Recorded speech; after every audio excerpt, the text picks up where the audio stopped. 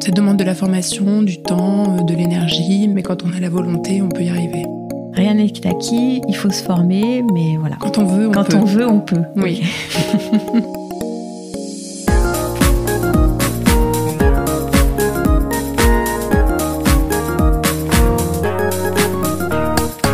Bonjour à toutes et à tous, je suis Stéphanie Gérifaut et je vous souhaite la bienvenue dans un nouvel épisode de Parpaing et Sac à main, le podcast qui met en lumière des femmes ayant des métiers atypiques ou plus classiques dans un secteur parfois jugé très traditionnel, le bâtiment. Au détour de conversations, découvrez avec moi leur quotidien en tant que femme, chef d'entreprise ou salariée, leur parcours, leur vision du secteur, leurs challenges, leurs doutes et leurs réussites. Allez, stop! Découvrons sans plus attendre cette nouvelle conversation de Parpaing et Sac à main.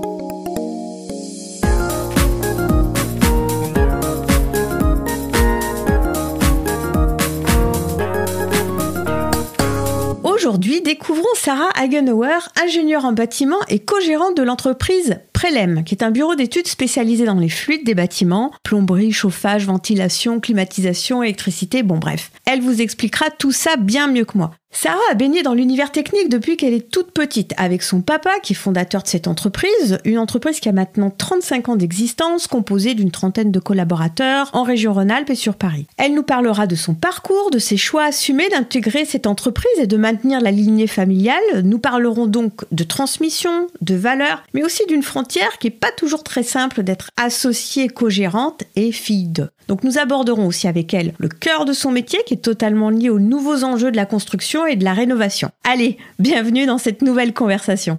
Merci beaucoup de nous accueillir dans vos locaux. Pour démarrer, est-ce qu'en une phrase, vous pourriez vous présenter, s'il vous plaît ? Alors bonjour, merci pour cette présentation. Donc Sarah Hagenauer, j'ai 31 ans. Je suis ingénieure généraliste diplômée de l'ECAM Lyon en 2014 et donc co-gérante du bureau d'études Prelem. Justement, parlant de bureau d'études, quel est le rôle d'un bureau d'études et plus spécifiquement dans l'univers des fluides ? Alors le bureau d'études a plusieurs fonctions. Déjà, l'origine d'un bureau d'études fluides. Les premières réglementations thermiques sont apparues après le choc pétrolier en 1974. Donc elles ont beaucoup évolué depuis. Et nous, notre rôle en tant que bureau d'études, c'est tout d'abord de réaliser les études thermiques réglementaires. Donc on a des thermiciens qui sont formés. On intervient en amont du projet afin de proposer des solutions techniques qui correspondent aux besoins du maître d'ouvrage et du projet. Et donc on réalise les dimensions des installations de chauffage, ventilation, plomberie et les plans électriques. Pour tout type de logement, de bâtiment ? Alors nous, Prelem, on est spécialisé dans les bâtiments résidentiels neufs et tertiaires. D'accord. Et vous êtes co-gérante de cette société nommée Prelem. Quel est concrètement votre métier ? Alors j'ai plusieurs métiers, plusieurs casquettes. Je suis arrivée chez Prelem en 2018. J'ai démarré en tant que technicienne, j'ai évolué en chargée d'affaires et je suis aujourd'hui co-gérante et associée, donc avec mon père et mon frère. L'entreprise a été créée il y a 35 ans par mon père. Mes missions sont assez diverses. J'ai une casquette technique, j'ai en main plusieurs projets, mais j'ai aussi une fonction RH, juridique et administrative. Et sur la partie technique, quel est justement votre rôle ? Alors, je fais partie d'une équipe de maîtrise d'œuvre et donc j'accompagne sur la conception d'un projet. Je participe aux réunions de conception avec toute l'équipe, l'architecte, et je propose des solutions techniques en adéquation avec les besoins formulés. Je rédige également les pièces écrites en lien avec nos équipes et on rend en fait ce qu'on appelle des DCE, dossiers de consultation des entreprises, pour les entreprises. Donc multi-compétences, une compétence technique, réglementaire, de relations humaines, notamment avec l'interaction avec les clients. Quels sont aussi les autres aspects Elles sont assez diverses. Au sein du groupe, effectivement, j'ai une compétence RH, donc je suis en charge du recrutement, identifier les ressources et les besoins en interne. J'ai également une fonction juridique, administrative et bien sûr commerciale. Alors l'entreprise existe depuis 35 ans, donc on est assez implanté et les clients nous connaissent. Néanmoins, l'objectif est toujours d'être en lien avec les clients, mais aussi de s'adapter face aux nouvelles réglementations, aux nouveaux enjeux du bâtiment. Et donc, j'ai aussi cette casquette de développement face aux nouveaux enjeux. Quand vous parlez de nouveaux enjeux, à quoi vous pensez ? Alors aujourd'hui, on était donc spécialisé dans le bâtiment résidentiel neuf. Un des enjeux qu'on identifie pour les prochaines années sera entre autres la rénovation. Notamment, l'objectif, c'est de construire des bâtiments les plus respectueux de l'environnement avec une empreinte carbone la plus faible possible. On sait que le bâtiment représente 20 à 30% des émissions de gaz à effet de serre et a un impact énergétique qui est conséquent. Donc nous, sur la partie neuve, on a une nouvelle réglementation énergétique là, qui est apparue depuis le 1er janvier 2022. La RE 2020, de laquelle vous avez peut-être déjà entendu parler, qui justement prend en compte l'impact carbone des bâtiments, ce qui n'était pas le cas avant. Voilà, on s'est adapté face à cette nouvelle réglementation. On identifie que dans les prochaines années, il y aura aussi un fort enjeu sur la rénovation du parc actuel, et notamment des immeubles qui ont été construits avant la première réglementation thermique, qui sont pas isolés et qui ont des déperditions importantes. Par rapport à ce sujet, c'est quelque chose qui vous importe beaucoup, qui vous touche beaucoup. C'est pour cela que vous avez choisi d'être dans ce type de structure, ou est-ce que c'est plutôt lié au poids familial, enfin au poids, en tout cas je mets des guillemets à la notion de poids familial, mais en tout cas cette lignée, cette histoire familiale?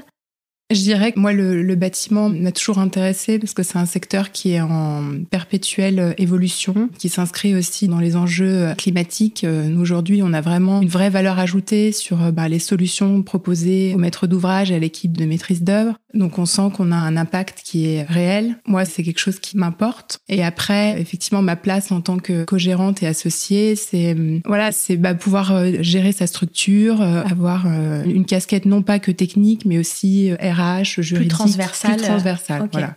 Si votre papa a cette société depuis 35 ans, il y a un impact quand même. Mais est-ce que petite, vous prédestiniez à ce type de société, en tout cas dans l'univers du bâtiment, ou c'était pas forcément quelque chose qui vous avait traversé l'esprit au début ?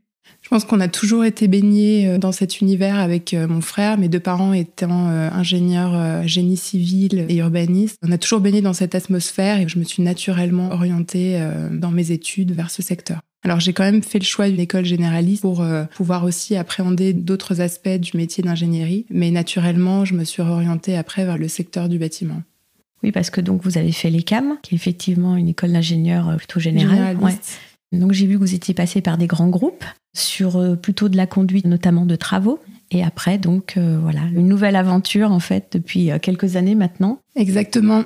J'ai fait le choix de faire du terrain avant de passer en conception pour appréhender tous les aspects techniques du secteur. Et je trouvais que la conduite de travaux était un bon moyen de rentrer dans la vie active. Donc, j'ai été conductrice de travaux pendant 3 ans. À l'issue de ces 3 ans, s'est posé la question de la transmission d'entreprise. Mon père arrivant à un âge où il se posait la question de la suite de l'entreprise. Et donc, nous a posé la question avec mon frère de notre choix ou pas de continuer l'aventure. Depuis qu'on est petit, avec mon frère, on a toujours baigné dans cet univers-là. Lors des repas de famille, on parlait de l'entreprise, des problématiques non seulement techniques afférentes au métier, mais aussi juridiques, RH. C'est des problématiques qui m'ont toujours intéressée, même si c'est pas le cœur de ma formation. Je me suis orientée vers le secteur du bâtiment parce que pour moi, c'est un secteur qui est en pleine évolution, qui répond aux enjeux actuels. Il y a effectivement une vraie évolution du secteur. C'est un secteur clé, il faut pouvoir loger les gens, donc pas quelque chose qu'on peut externaliser en plus. Donc on a une vraie valeur ajoutée qui est aussi en lien avec les enjeux climatiques actuels. Et moi, pouvoir lier à la fois cet aspect-là et aussi des aspects de plus de direction, des problématiques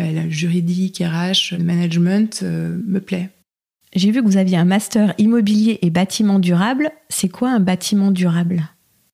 Bonne question. On dit toujours que l'énergie la moins chère est celle que l'on ne consomme pas. Un bâtiment durable, c'est un bâtiment qui a des faibles déperditions, qui consomme le moins d'énergie possible, tout en limitant les systèmes techniques qui sont mis en œuvre. Et dans le contexte de la rénovation, est-ce qu'on a la possibilité de faire évoluer des bâtiments sur cette notion de bâtiment durable ?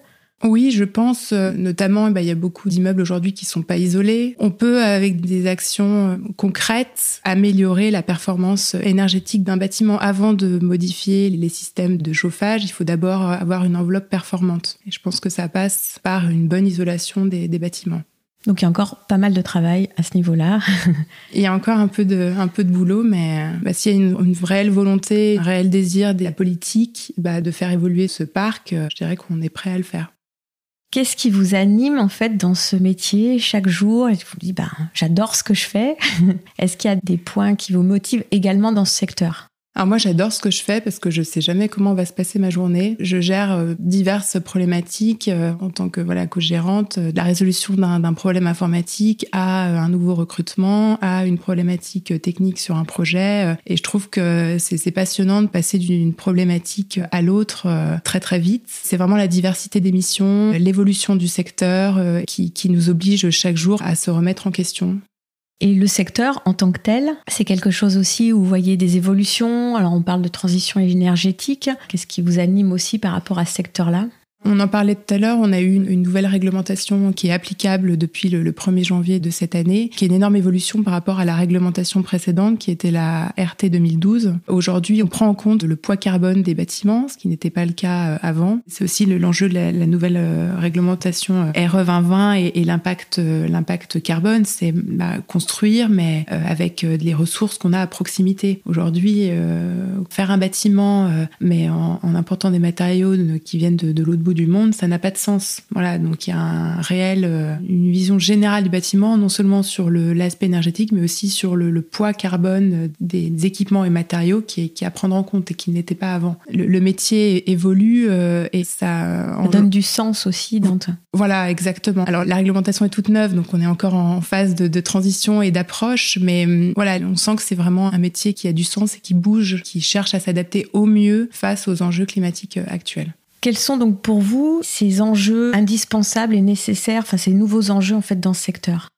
Nous, dans le secteur, c'est vraiment faire face à l'urgence climatique, dans l'objectif d'atteindre aussi la neutralité carbone en 2050. C'est un des objectifs, notamment politiques. C'est des objectifs qui sont ambitieux, dans l'idée de réduire les consommations d'énergie et l'utilisation des énergies fossiles. Voilà, on sait que le bâtiment, c'est 43% des consommations énergétiques annuelles françaises. Quand on voit aussi ce qui se passe en Ukraine avec la dépendance énergétique, on sent qu'il y a une manière d'appréhender les projets qui n'est plus la même. Aujourd'hui, l'objectif, c'est vraiment de créer des bâtiments les plus performants possibles, qui consomment le moins d'énergie, en les isolant le mieux, donc en créant une enveloppe performante, et aussi réfléchir sur des nouveaux modes de chauffage, ventilation, qui soient donc les plus respectueux possibles de l'environnement. Mais alors l'enjeu est-il de construire ou de réhabiliter ? Alors, on a besoin de logements neufs, on a une population qui est croissante, donc construire des logements neufs, c'est une nécessité. Néanmoins, il y a un enjeu qui est fort et on en a parlé, c'est la rénovation du parc existant. Aujourd'hui, il y a une grande partie des logements occupés qui ont été construits donc avant la première réglementation thermique, qui ne sont pas isolés et qui sont très déperditifs. Et il y a un enjeu qui est très fort là-dessus. Avez-vous des grandes fiertés à nous partager dans vos différentes expériences, des choses qui vous ont fortement marqué, par exemple ? Alors, je pense que ma première expérience professionnelle a été assez impactante et marquante et m'a beaucoup forgée en tant que conductrice de travaux. J'ai participé à la conception et réalisation d'un bâtiment tertiaire à Grenoble. Et à l'issue de cette conception, je suis restée 1 an seule sur le terrain pour gérer et lever toutes les réserves. Ce qui n'était pas une tâche facile, mais qui m'a mise en face de plusieurs interlocuteurs, à la fois les entreprises, mais aussi le client. Et le fait d'avoir été seule aux commandes m'a vraiment forgée et m'a donné de l'envie aussi quelque part de continuer aussi en tant que co-gérante dans la mesure où ma prise de décision m'a plu. Est-il facile de trouver sa place dans un secteur qui est majoritairement masculin, notamment vis-à-vis de vos clients ? Alors je dirais qu'en tant que femme co-gérante, on est peu de femmes co-gérantes. C'est vrai que de par mon âge aussi, je suis plutôt confrontée à des hommes qui ont un peu plus d'expérience dans le métier. Néanmoins, les choses évoluent et je suis de plus en plus confrontée à des jeunes directeurs techniques qui sont plutôt de ma génération. C'est vrai qu'il y a encore peu de femmes, mais voilà, c'est pas évident. Mais en même temps, je veux pas que ce soit un frein et je pense qu'il faut faire sa place, faut certainement s'affirmer un petit peu plus. Mais voilà, une fois qu'on est accepté et reconnu. Ça serait même plutôt alors lié à la jeunesse, en tout cas à l'âge, que vraiment sur le côté homme ou femme. Ou selon vous, quand même, la femme doit davantage faire ses preuves dans ce milieu, alors déjà très technique, et puis le secteur du bâtiment, effectivement, qui est majoritairement masculin. Je pense que la femme doit effectivement plus faire ses preuves, mais je le ressentais plus en conduite de travaux qu'en phase conception, où là, effectivement, j'étais la seule femme sur le chantier et la plus jeune, et j'étais amenée à conduire, à gérer des entreprises et dont les intervenants avaient plus de 20-30 ans d'ancienneté, donc c'était pas toujours évident. En phase conception, je ressens un petit peu moins cette difficulté. Et d'un point de vue équilibre vie personnelle et vie professionnelle, est-ce que c'est un métier, en tout cas un environnement, qui est assez conciliant entre les deux parties, des deux univers ? Oui, mais je pense que pour être bien dans sa vie professionnelle, il faut être bien dans sa vie perso. Donc, j'essaye de maintenir un équilibre, notamment en faisant aussi du sport à l'extérieur, en ayant des activités culturelles qui me permettent de me détendre, de penser à autre chose et me ressourcer pour mener à bien mes missions sur le plan professionnel. Même dans un environnement familial assez fort, est-ce que c'est toujours simple ?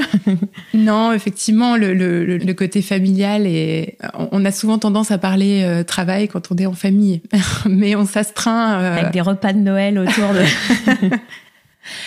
C'est sûr qu'il faut s'astreindre, avoir des moments, on ne parle pas pro, mais on dérive facilement vers les sujets professionnels naturellement. Et pour finir, quels conseils donneriez-vous à des femmes ou jeunes femmes qui se poseraient justement des questions de 1, venir dans ce secteur-là, et 2, pourquoi pas découvrir aussi les métiers plus techniques comme vous faites ? Moi, je dirais qu'il ne faut pas hésiter, il faut se faire confiance, se dire aussi que rien n'est acquis, c'est pas parce que vous avez une mauvaise expérience un jour qu'il faut lâcher. On a tous été confrontés, je pense, à des déconvenues, des difficultés. Il faut aussi s'en servir pour rebondir. Et sur le plan technique, on se forme tout au long de sa vie sur le plan technique. Ça demande de la formation, du temps, de l'énergie, mais quand on a la volonté, on peut y arriver. Rien n'est acquis, il faut se former, mais voilà. Quand on veut, on peut. Oui. Avant de conclure, je vais vous proposer les questions. Alors attention, c'est les questions pour un parpaing. Alors Sarah, vous êtes plutôt film ou série ? Film. Le Wi-Fi ou la Wi-Fi ? Le Wi-Fi. Bureau ou télétravail ? Bureau. Marmiton ou Uber Eats ? Marmiton. Train ou avion ? Plutôt train. Plage ou montagne ? Montagne. Les pieds sur terre ou la tête dans les étoiles ? Les pieds sur terre. Road trip ou Club Med ? Road trip. Et petit clin d'œil à votre parcours, bretzel ou rosette ? Bretzel. Et alors pour finir, parpaing ou sac à main ? Sac à main. Un grand merci vraiment Sarah d'avoir joué le jeu, de nous avoir accueillis, et merci beaucoup en tout cas pour cet échange. Merci à vous. À bientôt. À bientôt. Merci à tous, j'espère que vous avez apprécié ce nouvel épisode et la thématique générale abordée par Parpaing et Sac à main. Cette conversation vous a plu ? N'hésitez pas s'il vous plaît à la diffuser sur les réseaux sociaux, LinkedIn, Facebook, Instagram, ou à vous abonner sur les plateformes de diffusion type Deezer, Apple Podcasts, Spotify. Alors il y a plusieurs avantages. Cela vous permet de recevoir une notification sur le trajet pour aller au travail dès que l'épisode est disponible. Et plus clairement, plus vous êtes nombreux à vous abonner, plus cela permettra de faire découvrir le podcast à d'autres personnes. Et en plus, vous pouvez mettre des notes.